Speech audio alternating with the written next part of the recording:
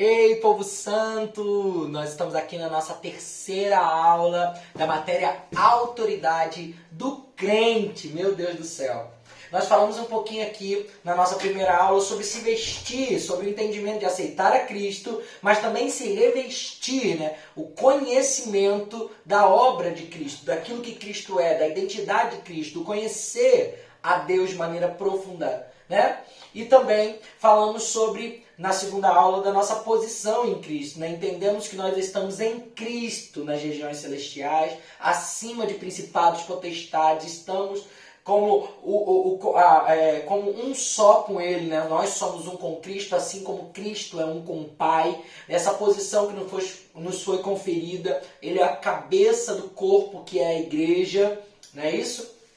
Então, né, sobre os nossos pés, né, estamos em Cristo, e sobre os nossos pés, todo principado, potestade, nós temos unção para pisar serpentes e escorpiões, porque nós estamos num patamar acima, nós estamos num lugar elevado. Ele nos trouxe para o nível dele, nos colocando assentados nele, nas regiões celestiais, dentro, não é isso? E entendendo um pouco melhor agora a nossa posição em Cristo, porque entendendo que nós somos parte de Cristo, nós precisamos andar como Ele andou. E entendendo que nós somos parte de Cristo, nós precisamos executar obras que Cristo também executou. Na verdade, a nossa posição em Cristo, essa posição, esse posicionamento que nós entendemos é para ser usado de acordo com aquilo que a palavra nos dirige. A autoridade tem a ver com usar essa posição em Cristo. A autoridade tem a ver com usar esse lugar onde Cristo nos colocou e usar de maneira adequada como igreja, como corpo de Cristo para a obra que Ele nos chamou. A autoridade tem a ver com esse posicionamento. Então já anota aí a primeira frase dessa aula de hoje. Já anota aí. Quando usamos o nome de Jesus, fazemos uso da nossa posição em Cristo.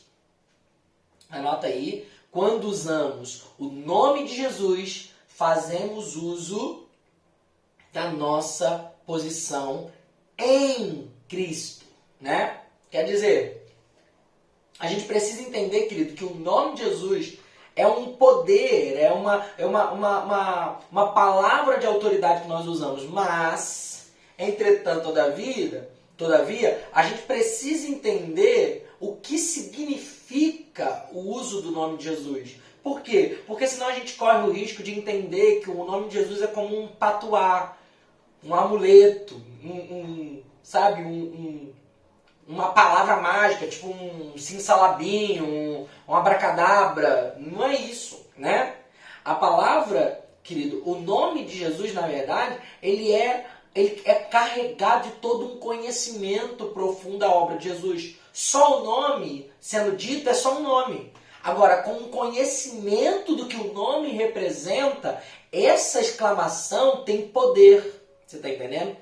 Quando nós usamos o nome de Jesus, nós usamos o nome de Jesus porque temos noção dessa posição em Cristo. É como se de fato nós estivéssemos dando lugar a Jesus naquela situação, diante daquele problema, diante daquele poder das trevas. Então é como se Jesus estivesse realmente tomando o nosso lugar, tomando a nossa posição. É como se nós estivéssemos saindo e Jesus estivesse entrando.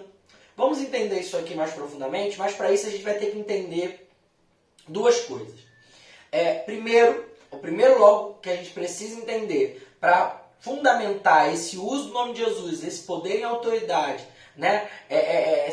Usar essa posição em Cristo. A primeira coisa que a gente tem que entender é o que é de fato estar em Cristo. O que é de fato estar em Cristo. Para usar o nome de Cristo, é necessário reconhecer a autoridade, a reconhecer quem nós somos nele. Então, primeiro, a gente precisa entender que estar em Cristo é reconhecer que nós estamos num lugar elevado de autoridade suprema. Jesus não pode ser derrotado. Ele não é vencido. Ele venceu todas as coisas. Ele venceu toda poder das trevas. Ele venceu. E como ele venceu, nós também vencemos. Quando nós dizemos que nós estamos em Cristo, nós estamos usando esse fato da vitória. Quando a palavra diz que nós somos mais que vencedores em Cristo Jesus, olha que interessante isso aqui, gente. Nós somos mais que vencedores em Cristo Jesus. Quer dizer, nessa posição, nesse lugar chamado Cristo, escondido nele, dentro dele, nós somos mais que vencedores. Por quê? Porque nós nos garantimos na vitória dele. Você está entendendo? Por que eu sou mais que vencedor? Por que eu sou mais que vencedor? É o fato de saber o que de fato é estar em Cristo. Agora, preste atenção. Já entendeu por que a Bíblia chama a gente de mais que vencedor? Não só de vencedor, mas mais que vencedor? Porque é diferente. O que é ser vencedor? Vencedor é o que Jesus foi, Jesus é, né? Jesus é vencedor, porque ele entrou numa batalha, ele entrou numa guerra e venceu. Ele saiu vitorioso. Ele é vencedor. Mas a palavra nos chama de mais que vencedores. Será que é então, poxa, se Jesus é vencedor e a gente é mais que vencedor, será que a gente é mais que Jesus? Será que a gente é maior que ele? Será que a gente é mais do que Jesus? Não, claro que não. Desce do palco aí. Por que a palavra então nos chama de mais que vencedor, sendo que Jesus é vencedor? Querido, imagina uma luta de boxe, de MMA, como nós vemos aí. Não sei se você já viu, mas conhecimento básico você deve ter. Imagina uma luta entre duas pessoas, então eles entram nesse octógono, nesse ringue, e começam a lutar. E se prepararam durante muito tempo e tal, e lutam lá. Todo aquele que luta no octógono, no ringue, enfim, ele recebe um cinturão no final de vencedor, não é isso? Quem vence recebe esse cinturão. Mas não só isso, também recebe um cheque milionário. Quer dizer, cada luta vencida é um cheque milionário que a pessoa recebe. Então, vamos lá, vamos dizer que o Anderson Silva, o Spider, né, o Vitor Belfort, ou qualquer outro desses aí, tá lá lutando no octógono. Tá lá lutando. E quando ele vence, ele ganha o cinturão e ganha o cheque de vitória, o cheque milionário. Ele sai do octógono todo machucado, com o olho inchado, com costela quebrada, todo machucado, mas ele venceu. O que o Vitor Belfort é? Vencedor. Mas quando ele chega na casa dele, a mulher dele está esperando ele, né? A mulher dele está lá esperando ele, feliz da vida, comemorando a sua vitória. Então ele pega aquele cheque e entrega na mão da mulher. E a mulher vai e compra as coisas, e vai no shopping, e vê as coisas para casa, e investe aquele dinheiro. A mulher, ela usufrui do cheque que ele venceu. A mulher do Vitor Belfort, a mulher do Spider, a mulher do Popó, a mulher dele é mais que vencedora. Por quê? Porque ela está usufruindo de algo que não foi ela que conquistou. Ela é mais que vencedora. Você está entendendo? Por quê? Porque o que ele conquistou, ele é vencedor. E ela é mais que vencedora, porque está usufruindo de algo que não conquistou. É isso que a palavra define. Quando a palavra diz que nós somos mais que vencedores em Cristo Jesus, está dizendo exatamente isso, que ele entrou nesse ringue, ele lutou, ele derrotou o inimigo das nossas almas, ele destruiu o diabo, e agora nós somos esses que vamos desfrutar das vitórias e das guerras que nós não lutamos. Nós somos esses que vamos desfrutar da vitória que ele conquistou para nós. Usufruir, pagar, usar o cheque da vitória que não foi nossa conquista, mas a conquista dele. Somos mais que vencedores em Cristo Jesus. O que é estar em Cristo Jesus? É reconhecer esse nome de Cristo, É reconhecer que esse nome de Cristo é precioso. Porque quando nós reconhecemos a autoridade desse nome, nós reconhecemos o poder desse nome, nós reconhecemos automaticamente onde nós estamos. Quando dizemos em nome de Jesus, estamos dizendo, eu estou em Cristo, por isso eu tenho saldo nessa conta. Por isso eu usufruo da vitória dele. É como você quando era pequeno, não sei se você tinha irmão mais velho, mas muitas vezes a gente se garantia, né? A gente se garante nosso irmão mais velho, não é isso? Então a gente vai lá, arruma uma confusão, um campo de futebol, de qualquer coisa assim, e a gente fala, ó, o meu irmão tá vindo aí. Então quer dizer, ó, cuidado que eu não tô solto não. Não sou sozinho não. Ou então a gente se garante no nosso pai, né? A gente fala, ó, vou chamar meu pai. Lembra da Pops do Chaves, né? Vou falar tudo com a sua mãe, Kiko. Não é isso? Fala com a sua mãe. Então, se garante na mãe, no pai, no irmão mais velho. Não é isso? Quando nós estamos dizendo em nome de Jesus, automaticamente nós estamos saindo de cena e dizendo, ó, meu irmão mais velho está chegando. Estamos saindo de cena e estamos dizendo, ó, nosso pai está chegando. Em nome de Jesus, automaticamente garante a você a posição que você está. Então, quando nós dizemos o nome de Jesus sem o conhecimento da nossa posição em Cristo, do que é estar em Cristo, do que é ser um com Ele, simplesmente um nome soando. E é por isso que, infelizmente, hoje em dia, o nome de Jesus virou quase como um jargão. Gente do mundo, qualquer um fala, tá aí, mas tá amarrado o nome de Jesus. E tá repreendido em nome de Jesus. Mas isso não traz poder nenhum, isso não muda nenhuma circunstância. O nome de Jesus não é um patuá, não é um amuleto, não é igual uma figa. Ai, bate na madeira, isola. Em nome de Jesus não é a mesma coisa, querido. Não é uma palavra mágica. O nome de Jesus está carregado de um significado. O nome sozinho é só um nome, mas o nome carregado do conhecimento da obra consumada, da nossa posição, onde nós estamos, traz poder. Não é qualquer Jesus.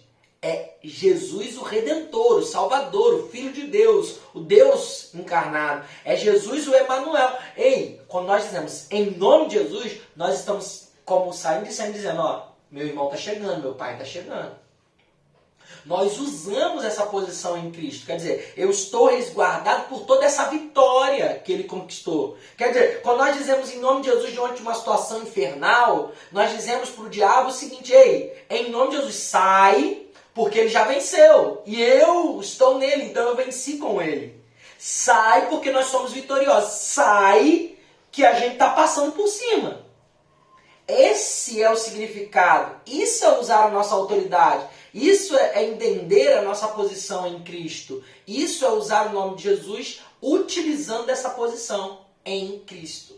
Agora, a segunda coisa que a gente precisa entender, quem nós somos. Se nós precisamos entender o que é estar em Cristo, precisamos ainda mais entender quem nós somos nesse quadrado, quem nós somos nesse lugar.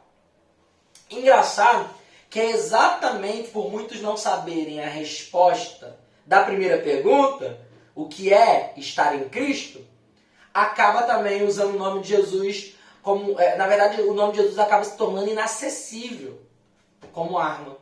Porque as pessoas não entendem o que é estar em Cristo, a primeira pergunta, não conseguem responder a segunda, mas quem você é. Por quê? Porque a palavra diz, eu sou um com Cristo, assim como Cristo é um com Deus. Quem eu sou? Eu sou um com Cristo, assim como Cristo é um com Deus. Eu sei, querido, e eu sei que isso pode parecer, e eu não quero de maneira nenhuma parecer isso aqui de forma redundante, de forma vexatória. Eu não quero que isso pareça de nenhuma maneira deselegante, ou então soberba, principalmente eu não quero que pareça. Mas o que a palavra diz, João 17, lá no versículo 20 até o 21, o que vai dizer é que Cristo, ele padeceu para que nós fôssemos um com ele, assim como ele é um com o Pai. Nós estamos nesse lugar, nós estamos nesse patamar. Por merecimento, não. Porque nós somos bons, não. Porque temos algo de valor em nós, não. É porque ele viu em nós algo que prestava. E a gente nem sabe exatamente o que é. Por quê? Porque talvez nem a gente faria isso por nós mesmos ou por alguém como nós. Mas Ele viu em nós valor e por isso pagou o preço. Querido, presta atenção. O diabo colocou um preço em você. E ele pagou o preço porque ele viu em você valor. Meu Deus do céu. Como isso é forte. Ele pagou o preço porque viu em nós valor. E agora que nós fomos comprados por Ele, casados, né, noiva de Cristo, agora somos colocados como um só. Como eu disse, não há distinção entre a obra da igreja e a obra de Cristo. A obra da igreja é a continuidade da obra de Jesus.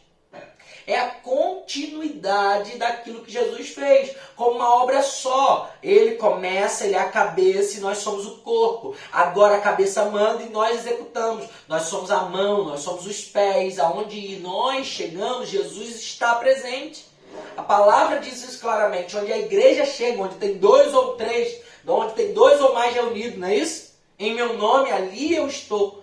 Quer dizer, a gente manifesta a presença de Deus quando nós estamos reunidos como igreja, quando nós estamos em uníssono, né? Numa só visão, num só propósito, num só objetivo, Jesus. Então, quem nós somos? Quem você é? Você é um com Cristo, assim como Cristo é um com o Pai. Então anota isso aí, por favor. Anota aí a resposta. Quem eu sou? Quem é você? Anota aí.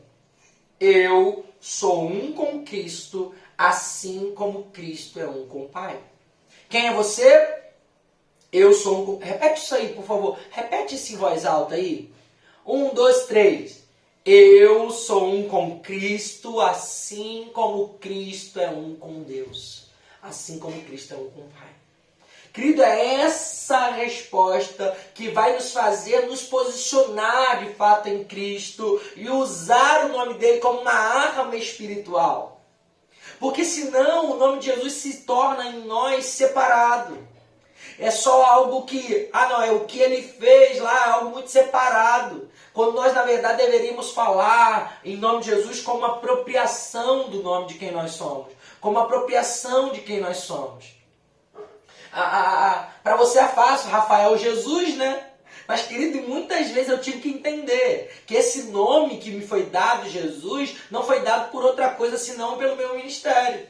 Para que talvez eu entendesse que o Rafael sozinho não consegue fazer nada. Mas o Rafael com Jesus, ele pode fazer qualquer coisa. O impossível. Jesus é um nome que precisa ser apropriado. Talvez você não vai colocar como eu lá o nome na certidão, não vai anotar, assinar Rafael Jesus, vai ter seu Instagram e tal, Jesus lá. Mas você precisa entender que esse Jesus faz parte de quem você é. Esse nome é parte do nome que você herdou. Você precisa entender que a profundidade de conhecimento de quem você é vai te fazer acessar cada vez mais essa posição em Cristo. Cada vez mais o nome de Jesus será usado por você, não como algo separado, mas como algo único, individual, como algo em unidade.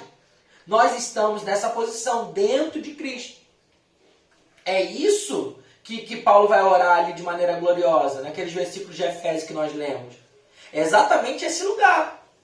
Agora, lá no capítulo 2 de Efésios, lá no versículo 6, a gente já leu aqui, mas a palavra vai dizer, mas espera Paulo... a palavra vai dizer, Deus nos ressuscitou com Cristo e com Ele nos fez assentar nos lugares celestiais em Cristo Jesus. Nós estamos assentados em Cristo. Como lá, exemplo da garrafa com água que eu dei. O diabo não pode ter acesso. 1 João 5,18. 1 João 5,18 vai dizer: sabemos que todo aquele que é nascido de Deus não vive pecando. Antes, o guarda aquele que nasceu de Deus, e o maligno não lhe toca. Você não pode ser tocado pelo diabo, porque você está dentro, protegido em Cristo. Você só poderá ser tocado pelo diabo se você sair dessa posição. Se você deixar esse lugar. Se você tentar a sua própria verdade, a sua própria vida, o seu próprio caminho. Se você começar a fazer suas próprias coisas. Entenda que isso aqui não é algo definitivo. Não é algo definitivo porque existem várias áreas da nossa vida que precisam ser transformadas diariamente. Querido, pode ser que em alguma área da sua vida você esteja muito bem estabelecido nessa posição. Mas em outras áreas, parece que você ainda não está firmado nesse lugar. Você precisa nessas áreas também permitir-se entrar nessa posição, firmar-se nessa posição e não sair dela. E é por isso que muitas vezes, em algumas áreas da nossa vida, o diabo não tem acesso. Mas em outras áreas, o diabo vive nos dando bandas. Ei, por quê? Porque podemos estar nessas áreas, não na posição em Cristo, mas fazendo a nossa própria força, usando da nossa própria experiência e vontade. O que nós precisamos entender então é que quando eu uso o nome de Jesus, eu tomo posse desse lugar e não negocio a minha posição. Quando eu uso o nome de Jesus, eu estou usando a posição que eu me enquadro, como uma noiva que foi casada. Como você, por exemplo. Gente, fala a verdade. Você tem um nome. Você casada aí, mulher casada geralmente, né? Hoje em dia, tanto homem quanto mulher podem fazer isso. Mas geralmente a mulher, né? Quando você casa, o que acontece? Você muda o seu nome, não é isso? Você inclui, a maioria das pessoas, a maioria das mulheres, inclui o nome do seu esposo, do seu marido, no seu nome. A Fernanda era Fernanda de Oliveira. Agora ela é Fernanda de Oliveira Azevedo. Azevedo é meu último nome, o nome do meu pai. Então, ela incluiu o Azevedo ao nome. Mas olha que interessante. Ela não tem DNA dos Azevedo. Ela não tem biologia dos Azevedo. Ela não tem nem a aparência dos Azevedo. Ela é loura. Agora, por que ela é uma Azevedo? Porque ela casou comigo. E o casamento deu acesso a ela, a minha família. Agora ela tem todo o direito, como qualquer outro Azevedo. Por quê? Porque ela é família Azevedo. Porque o meu casamento, o nosso casamento, deu o direito a ela de se posicionar na nossa família como eu. Na falta do Rafael, quem responde por mim é a Fernanda. Porque ela tem esse poder. Por causa do casamento. Querido, quando nós fomos recebidos por Cristo como noiva, Ele nos deu o seu nome. O nome que é sobre todo nome. O que Ele vai dizer? Usem o meu nome. Podem falar o meu nome. Vocês não receberam porque não pediram nada ainda em meu nome. Peçam e receberão. O que Ele está dizendo? O nome que está acima de todo nome, esse nome que os céus, terra e inferno vão se dobrar, esse nome que tem poder sobre céus, terra e inferno, toda autoridade me foi dada no céu, na terra e no inferno. Esse nome que é sobre todo nome, a palavra diz que não existe outro nome que importa ser adorado. Não existe outro nome com poder, não existe. O nome de Jesus é sobre qualquer outro nome. Ele está acima de qualquer outro nome que pode ser nomeado. Então preste atenção. Porque esse nome você recebeu como herança do seu casamento. Você recebeu como noiva recebe. Então quando você está falando, é o Rafael Jesus. Quando você está falando aí, é o fulano de tal Jesus, é o ciclano Jesus. Ei, talvez você não coloque esse nome de maneira tangível aí na sua certidão, não assine esse nome, nem coloque no seu Instagram, mas você é parte dele. E ele tem em você esse rio que flui. Você é participante dessa glória. Você usa o nome de Jesus como apropriação, não como separação. Não como, Jesus, o nome elevado que está lá e eu estou aqui. Não. Eu uso o nome de Jesus como promissória, como procuração, como se ele estivesse realmente chegando. Agora, uso de qualquer jeito? Se eu só usar o nome de Jesus então vai dar certo? Não. Eu preciso usar o nome de Jesus e não negociar essa minha posição. E eu preciso usar o nome de Jesus dentro daquilo que é a vontade dele. Para isso eu preciso conhecer a vontade do Pai. Eu preciso conhecer a vontade de Jesus. Eu preciso conhecer a vontade do Espírito.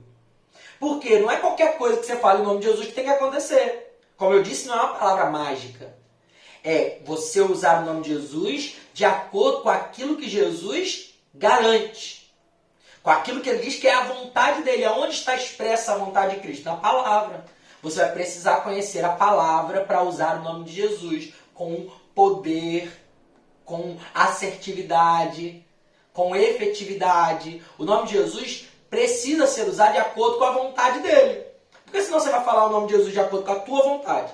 E se essa não representar a vontade de Deus, ele não é obrigado a cumprir aquilo que ele não prometeu. Entenda uma coisa, querido. Deus não é obrigado a cumprir aquilo que ele não prometeu. Mas aquilo que ele prometeu, querido, vai acontecer. Aquilo que ele disse na sua palavra vai se manifestar. Quando eu uso o nome de Jesus, eu uso esse lugar. Então anota aí no seu caderno. Anota aí. O nome de Jesus, quando declarado, se refere à nossa posição. O nome de Jesus, quando declarado, se refere à nossa posição. Anota isso aí, você vai precisar em algum lugar. O nome de Jesus, quando declarado, se refere à nossa posição. Ao estarmos em Cristo, coloca aí, e ao estarmos em Cristo, o diabo não pode nos tocar. O nome de Jesus, quando declarado, se refere à nossa posição. E ao estarmos em Cristo, o diabo não pode nos tocar. E por estarmos em Cristo,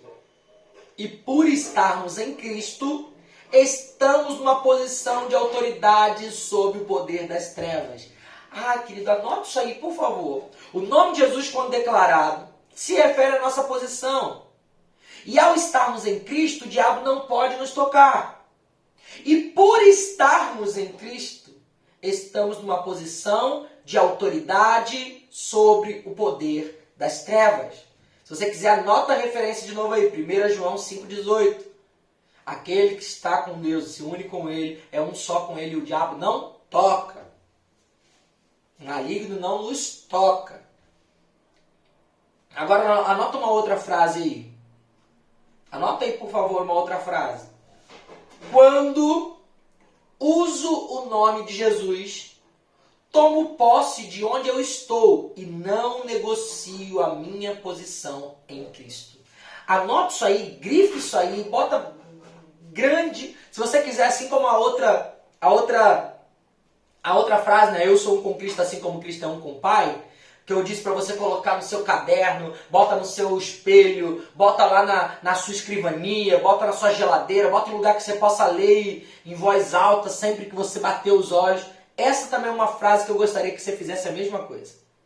Quando uso o nome de Jesus, tomo posse de onde eu estou e não negocio minha posição em Cristo. Quando uso o nome de Jesus, eu tomo posse de onde eu estou e não negocio a minha posição em Cristo. Em Cristo, dentro dele, guardado por ele. Querido, no material que eu vou mandar de estudo para vocês, eu vou mandar uma série de expressões em Cristo. Vários textos bíblicos que eu fui pegando salteado na Bíblia.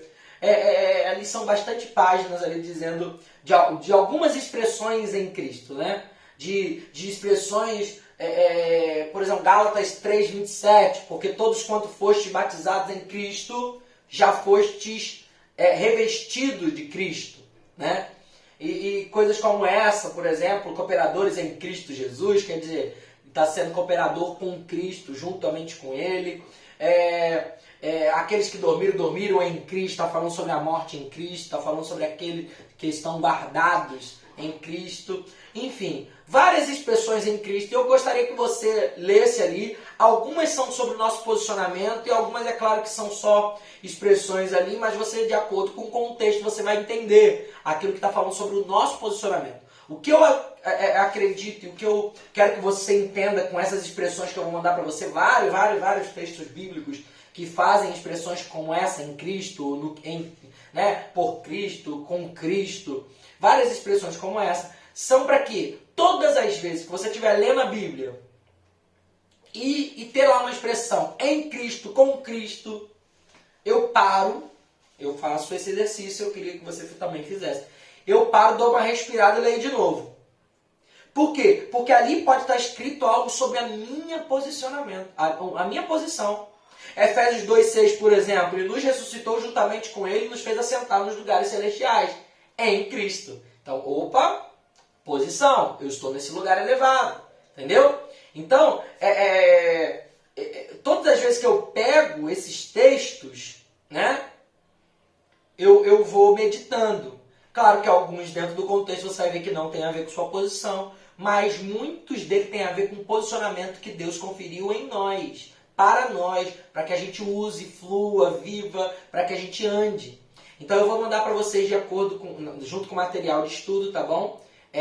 Todo esse material aqui de algumas expressões em Cristo. Não acredito que são todas da Bíblia, mas são bastante expressões que eu fui conseguindo juntar ali com o estudo, tá bom? Agora, dando continuidade a isso, o que é de fato autoridade? Porque agora sim que a gente entendeu de forma bíblica, né, de entender o que é a posição, o que é estar em Cristo, o que é tomar posse desse nome, o que é usar o nome de Jesus como um só, o que é estar casado, né, receber esse nome como herança, o que é ter essa glória, essa herança com os santos, o que é ser filho. A gente entendeu tudo isso, agora a gente precisa entender etimologicamente o que é autoridade, né? No dicionário Aurélio, autoridade significa o seguinte, anota aí. No dicionário Aurélio, você vai encontrar lá a palavra autoridade com a seguinte definição. Direito ou poder de se fazer obedecer. Direito ou poder de se fazer obedecer. De dar ordens. Tomar decisões.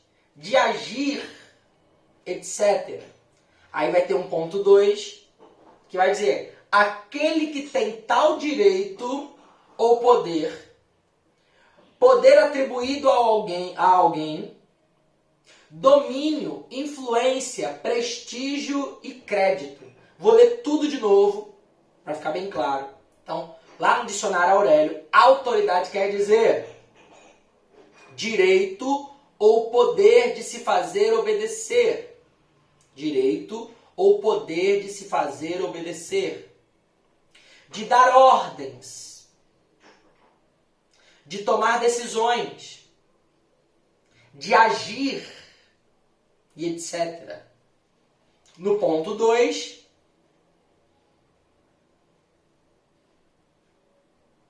aquele que tem tal direito ou poder. Poder atribuído a alguém. Domínio, influência, prestígio e crédito. Querido, isso aqui parece Bíblia, mas é dicionário. Querido, a palavra está dizendo que a autoridade é um poder de se fazer obedecer, de dar ordens, de tomar decisões, de agir. É um direito ou poder que foi atribuído a alguém. É domínio, é influência, é prestígio, é crédito. Isso é autoridade. Lucas 10:19 vai dizer: e eis que vos dou poder ou autoridade para pisar serpentes e escorpiões, e toda a força do inimigo, e nada vos fará dano algum. Lucas 10:19. E eis que vos dou poder para pisar serpentes e escorpiões, e toda a força do inimigo, e nada vos fará dano algum.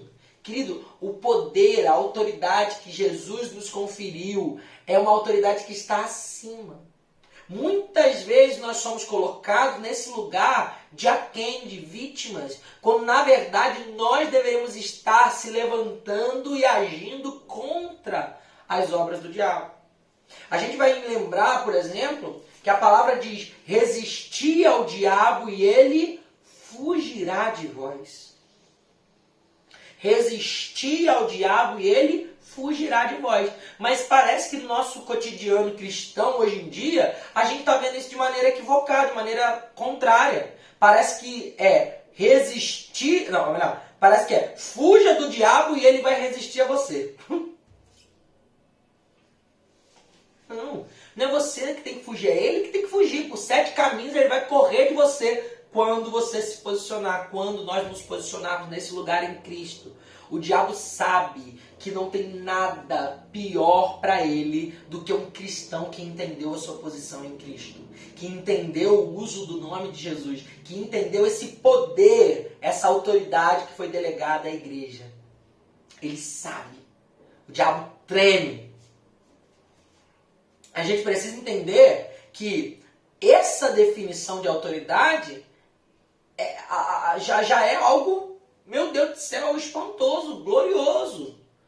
Quer dizer, poder atribuído, poder de domínio, de influência. Agora, existe a definição cristã de autoridade, essa que a gente está mais acostumado. Então coloca aí também no seu caderno a definição cristã de autoridade. Definição cristã de autoridade. Autoridade quer dizer, então, poder delegado. Poder delegado. Direito que determina poder para ordenar. Direito que determina o poder para ordenar. Poder exercido para fazer com que alguém ou algo obedeça. Poder exercido para fazer com que alguém ou algo obedeça. Querido, nós temos essa autoridade dada pelo próprio Jesus à igreja. Em meu nome expulsarão demônios, em meu nome falarão em novas línguas, em meu nome. Aqui a gente vai ver em Marcos 16, 17, o texto de autoridade da grande comissão sendo dito de maneira muito clara por Jesus o que nós teremos como autoridade. Então, por exemplo, e estes sinais que seguirão os que creem. Em meu nome, Marcos 16, lá a partir do versículo 17, tá? E estes sinais seguirão os que creem. Em meu nome expulsarão demônios. Falarão em novas línguas. Pegarão em serpentes. E se beberem algo mortífero, não lhes fará dano algum. E imporão a mão sobre os doentes e esses ficarão curados. Querido, nós recebemos um poder delegado. Nós recebemos autoridade. Nós recebemos esse direito que determina poder para se fazer para ordenar. Nós recebemos o poder para fazer alguém ou algo obedecer. E quando eu digo alguém ou algo aqui, a gente está falando sobre potestades e principados. A gente está falando sobre os poderes que habitam nesse mundo que nós não podemos ver. Querido, não é poder para fazer outra pessoa obedecer. Não é autoritarismo, não é esse lugar de vai acontecer e tal. Calma. É um poder de fazer. A palavra diz que nossa luta não é contra carne nem sangue.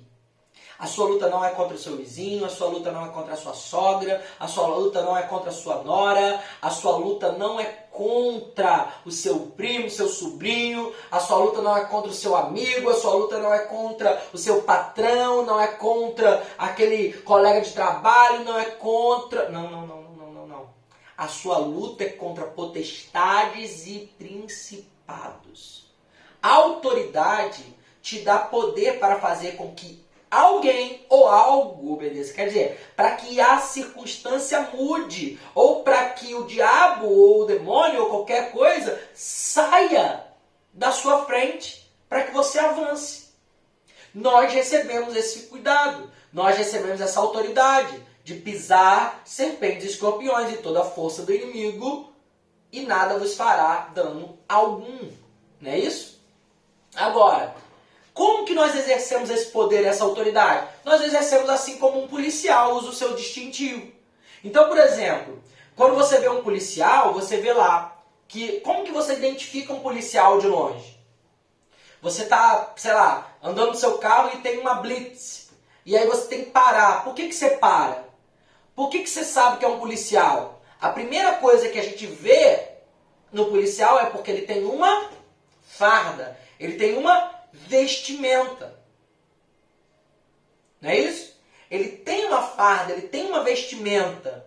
Então, querido, nós precisamos entender. Nós somos vestidos de Cristo, não foi isso? Nós temos uma farda espiritual, que quando o mundo nos vê, quando o diabo nos vê, quando ele olha para nós, ele sabe que a gente é policial, a gente sabe que a gente é autoridade. Por quê? Porque nós estamos vestidos de Cristo. Agora, presta atenção.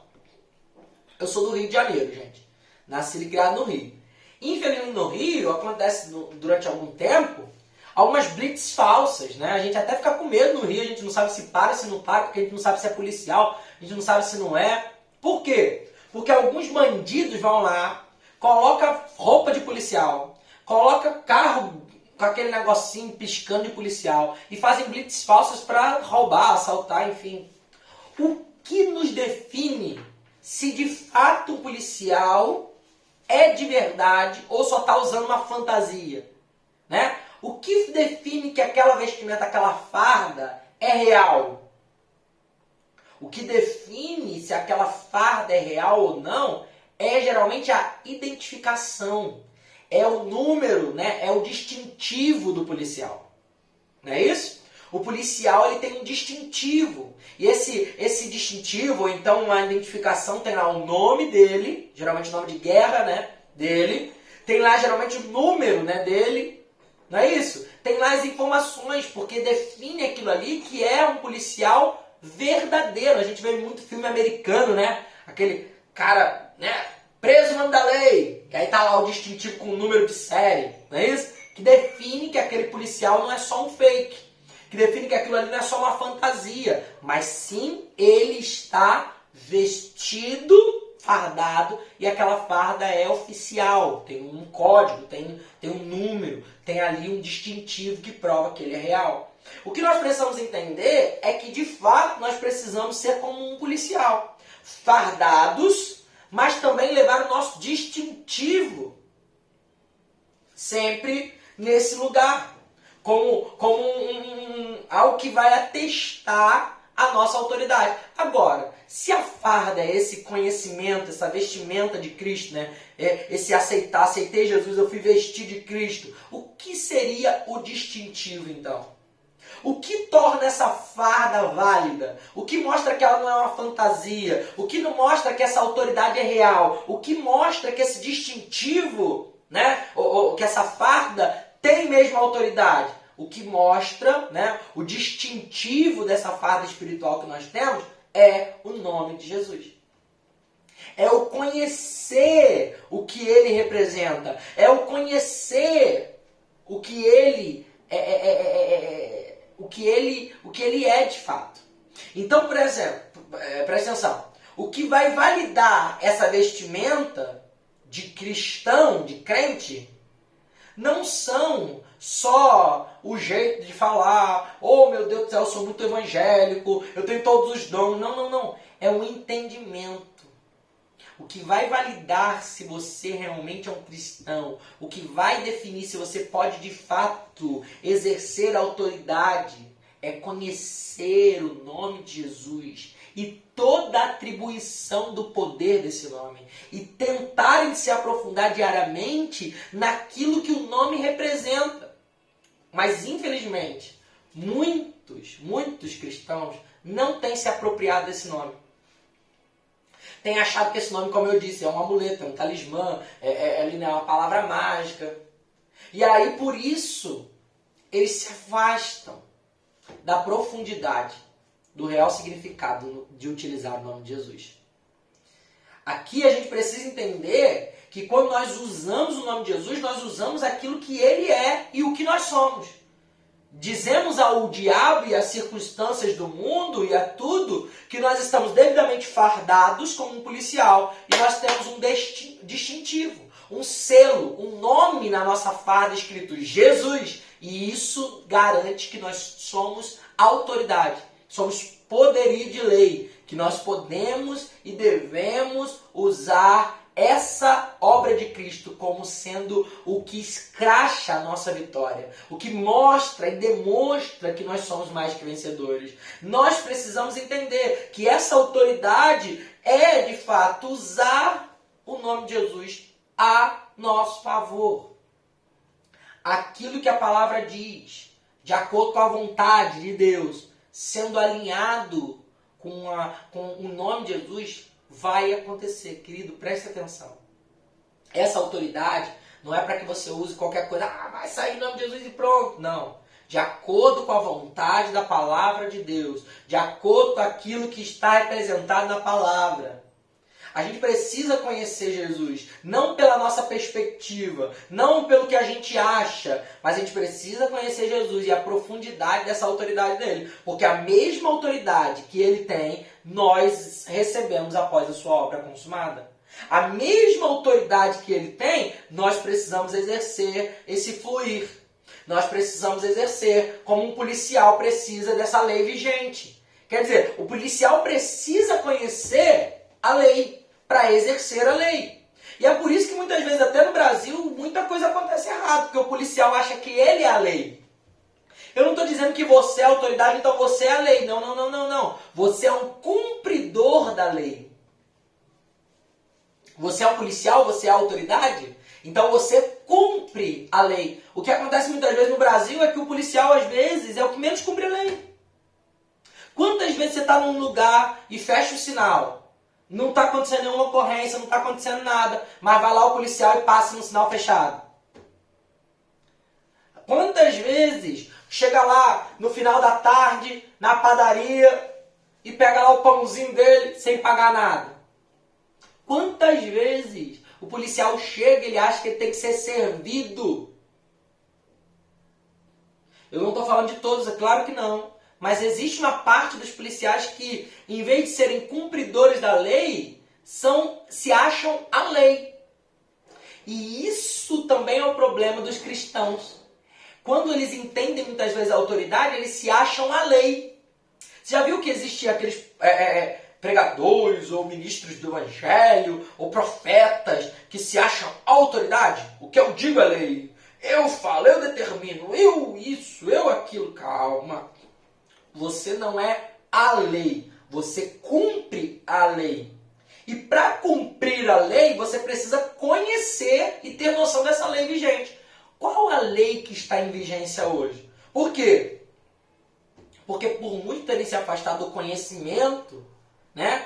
Eles acreditam que de forma, sei lá, tem que obedecer porque eu sou. Eu tenho que ser, porque eu tenho intimidade, porque eu sou o cara, porque eu recebi isso, porque eu sou alguma coisa, como se fosse uma fada madrinha, que vai dizer pirlim pim pim e vai transformar a carruagem, a abóbora em carruagem.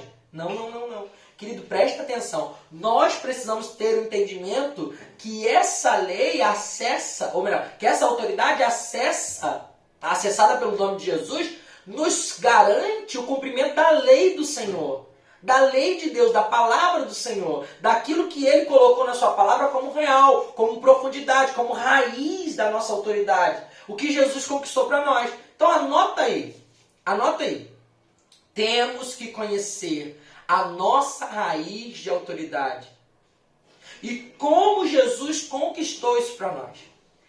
Temos que conhecer a nossa raiz de autoridade e como Jesus conquistou isso para nós. Temos que conhecer a nossa raiz de autoridade e como Jesus conquistou isso para nós. Abacuque 2,14 vai dizer: porque a terra se encherá do conhecimento da glória do Senhor, como as águas cobrem o mar. Querido, a terra vai se encher do conhecimento da glória do Senhor, como as águas cobrem o mar. como as águas cobrem o mar. Está falando, sabe o quê? Está falando que, assim como as águas cobrem o mar, nós seremos esse completar da glória de Deus na face da terra. À medida que nós, os que cremos, os que entendemos essa posição, o que usamos dessa autoridade, à medida que nós formos fluindo, né? De acordo com a glória de Deus, essa glória vai tomar toda a terra, até que toda a terra se preencha com essa glória. Nós somos os agentes dessa glória, querido. Nós somos a igreja. Nós recebemos essa missão. Nós somos o corpo de Cristo. Aonde nós andamos, a glória de Deus se manifesta. Mas para isso, nós precisamos conhecer essa raiz de autoridade. O que o nome de Jesus representa, o que ele conquistou para nós. Para isso a gente tem que entender que a glória, né, é algo que vai se estender a partir de nós, porque nós somos agentes dessa lei. Nós precisamos conhecer essa lei. Como um policial que tem o seu código de conduta, né, tem a lei ali, como os artigos da lei ali para cumprimento do seu serviço, nós temos também uma lei, nós temos a palavra de Deus. Temos uma lei estabelecida que nos dá autoridade para exercer. Então, se a palavra diz que é. Se a palavra diz não, é não. Se a palavra diz que sim, é sim. Mas nós não conhecemos a palavra. E por não conhecer a lei, nós não podemos usufruir. Quantas coisas a palavra diz que nós não recebemos porque não sabemos pedir. O que a palavra está dizendo? Que você não está pedindo direito? Mas pedir todo mundo sabe, você já nasce sabendo pedir, não é isso? A gente já vê um bebezinho pequenininho, ele já sabe pedir uma mamadeira, ou está com fome, ele grita, ele sabe pedir. O que a palavra está dizendo? A gente não sabe pedir, é que a gente não sabe falar, Deus, eu preciso disso, eu preciso daquilo? Não, isso a gente faz o tempo todo. É que a gente não sabe pedir de acordo com a lei, de acordo com a palavra, de acordo com a verdade. Exercer autoridade não é questão individual, gente. Exercer autoridade é um propósito coletivo. Quando nós exercemos, por que eu preciso conhecer de autoridade? Por que eu preciso conhecer que a glória de Deus se manifesta através de mim? Por que eu preciso entender que eu sou um agente da lei, que eu estou vestindo uma farda, né? E que eu tenho um distintivo chamado nome de Jesus? Por que eu preciso entender isso? Não é só porque eu preciso de algo na minha vida, não é só porque eu preciso de um emprego, de uma porta se abrindo, não é só porque eu preciso de algo no financeiro, ou então de uma cura de uma cura na minha família. Não é só individual. Ainda que sim tenha atribuições individuais e são vastas e são enormes, nós precisamos entender, querido, que usar o nome de Jesus, ser agente dessa lei, ser o derramar, encher dessa glória, ser o transbordar dessa glória em toda a terra, representa algo muito mais coletivo do que só individual. Querido, quando essa glória for derramada por toda a terra, somos as respostas de profecias, somos resposta daquilo que Deus disse, somos resposta daquilo que Deus declarou, quando toda a terra vai se encher dessa glória, quando toda a terra tiver um Cristo lá representando, um pequeno Cristo, como eu e você, representando, lá nesse lugar, naquele lugar, naquele lugar, naquele lugar, naquele lugar, naquele lugar, e toda a terra for se enchendo dessa glória, meu Deus do céu, eu faço parte dessa manifestação. Você pode dar um amém aí? Você faz parte desse lugar comigo? Você também faz parte desse lugar? Meu Deus do céu, o conhecimento da glória, o conhecimento da glória, a glória que foi manifesta através de nós, será derramada sobre a terra, meu Deus do céu. Para isso, nós precisamos exercer essa autoridade, não só de maneira individual, mas também entender que isso é um propósito coletivo. Crescer em autoridade na sua igreja é necessário não só para que você individualmente consiga fluir naquilo que Deus chamou, mas também de forma coletiva como igreja. Nós precisamos romper com coisas que têm nos limitado. Por que o diabo tem batido em tantas igrejas, tem acabado com tantas igrejas? Porque não estão posicionadas nesse lugar. Porque muitas delas não conhecem. Às vezes não é nem por maldade, é por falta de conhecimento. Muitos pastores não se aprofundam na verdade das escrituras, não entendem a lei. Algumas dizem, por exemplo, coisas como, não, Jesus cumpriu a lei, como se, não, Jesus cumpriu, então a gente não precisa, a gente está liberado. Então pode matar, então pode roubar, então pode fornicar, então pode tudo. É como se a graça tivesse aniquilado aquilo que é certo diante dos olhos de Deus.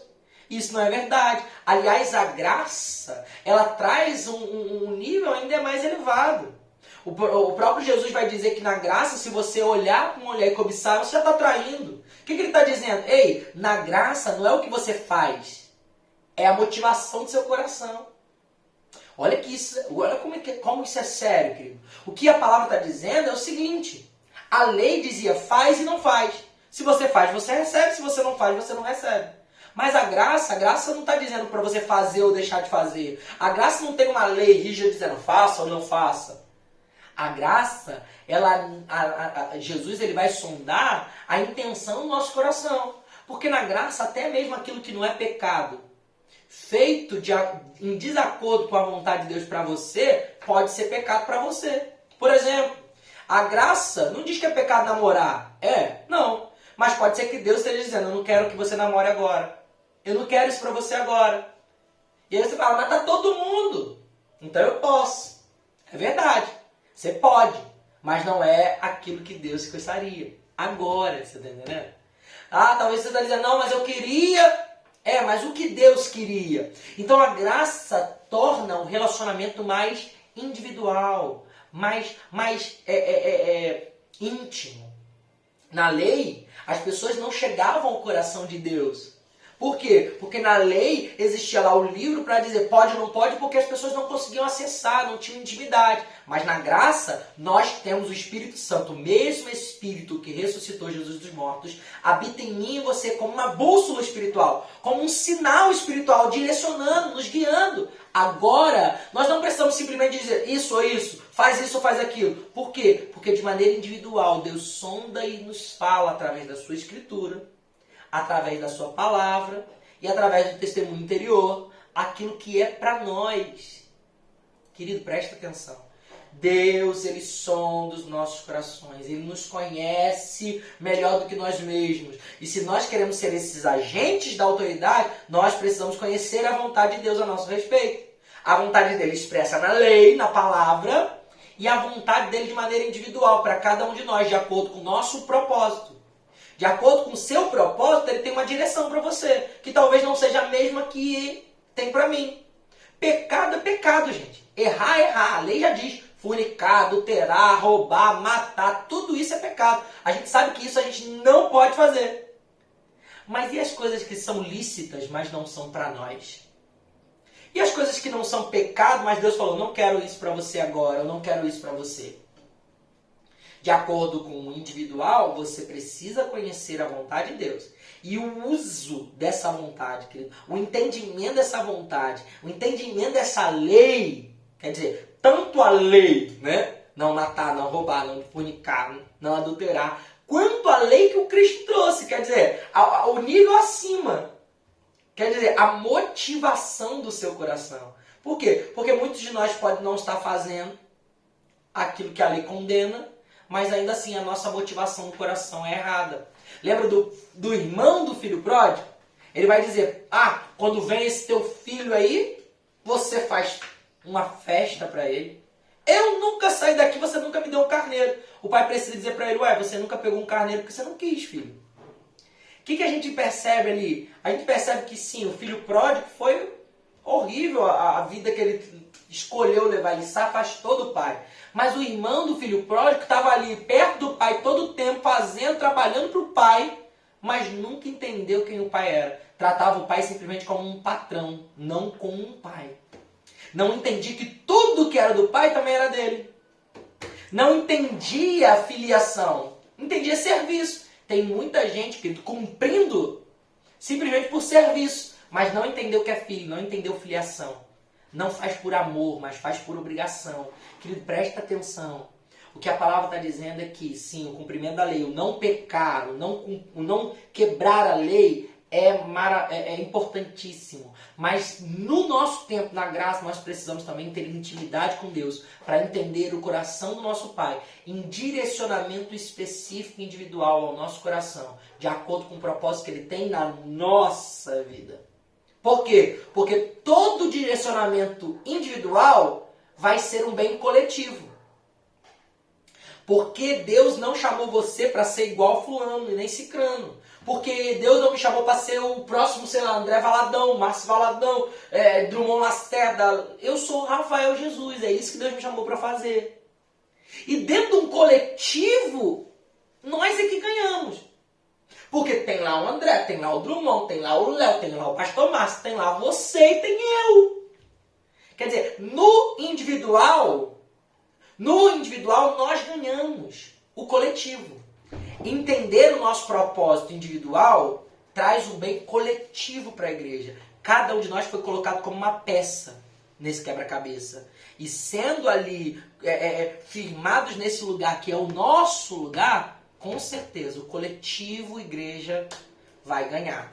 A gente precisa entender então, essa autoridade não é só uma questão individual.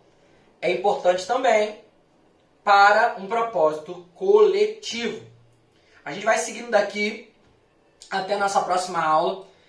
Vamos ler o último texto aqui, Gênesis 1, 26 e 20. Gênesis 1, do versículo 26 ao 28, vai dizer: E disse Deus, façamos o homem à nossa imagem e semelhança, conforme a nossa semelhança, e domine sobre os peixes do mar, sobre as aves do céu, e sobre o gado, e sobre toda a terra, e sobre todo réptil que se move sobre a terra. E criou Deus o homem à sua imagem, a imagem de Deus o criou, homem e mulher os criou. E Deus os abençoou e disse: frutificai e multiplicai-vos, e enchei a terra, e sujeitai e dominai sobre os peixes do mar, sobre as aves do céu, e sobre todo animal que se move sobre a terra. Querido, na nossa próxima aula a gente vai entender um pouquinho mais dessa autoridade do homem. Essa autoridade que Deus delegou para o homem em origem, que nós perdemos por causa do pecado, por causa da tragédia em Adão, mas que recuperamos em Cristo Jesus. Essa autoridade da essência da criação. Deus é bom e a gente vai continuar daqui. Fique com Ele. Até a nossa próxima aula.